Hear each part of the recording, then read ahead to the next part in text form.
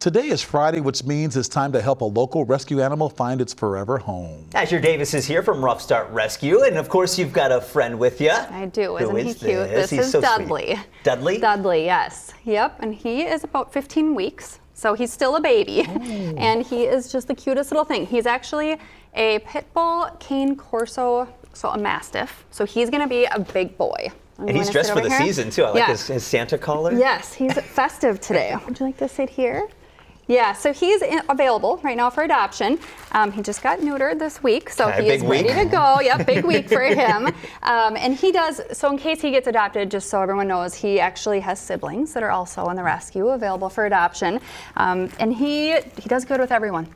I was going to ask, he's going to be a big boy. Yeah. You said he could be 100 pounds or more? Yeah. Who's he good for? What, is kids, adults, or who? Everybody, really. And you know, you'll see his demeanor. He's very, did we drop one? He's very calm. You might try to get that. He's very calm, especially for a puppy, you know, and so a lot of the large breed dogs like that are.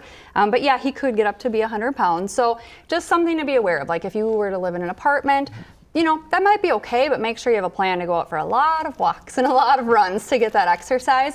But no, kids, cats, dogs, he does good with everybody. And that was my next question. Any other animals? Yep, he does good with everybody. So right now he lives with dogs. The place that he had actually been in, I was told he was with cats. And usually as long as you're willing to have that patience and practice with them and do training with a puppy, you're pretty safe. I mean, they might terrorize the cats a little at first and try to play, but he would be good and be able to adjust with them. Talk about the foster program and how important that is. Yeah, so in Ruff Start, all of our animals are in foster homes. And I mean, we have up to 650 animals at one time in foster homes, and we wouldn't be able to do what we do without fosters. But we're seeing such a, it's not really a decline in fostering, but it's more of a demand in the need for animals that need homes. So there are shelters in Minnesota and impounds that are just full to the brim, and they're having to make tough decisions on if they have to euthanize animals. And it's not because they're bad animals, cats and dogs, it's just due to lack of space. So we are trying to find more foster homes because we can't help unless we have a foster home. So we have cats and dogs in the rescue.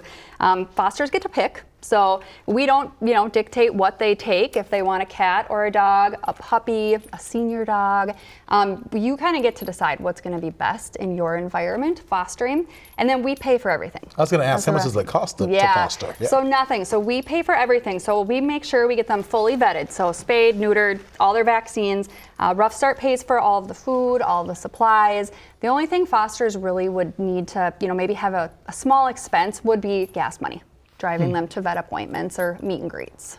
I feel like it's the holiday season. For anyone who might be thinking about getting a dog as a gift, do you have any pointers for them real quick? Yeah, I mean, there's a lot of people that say don't get a dog for a gift.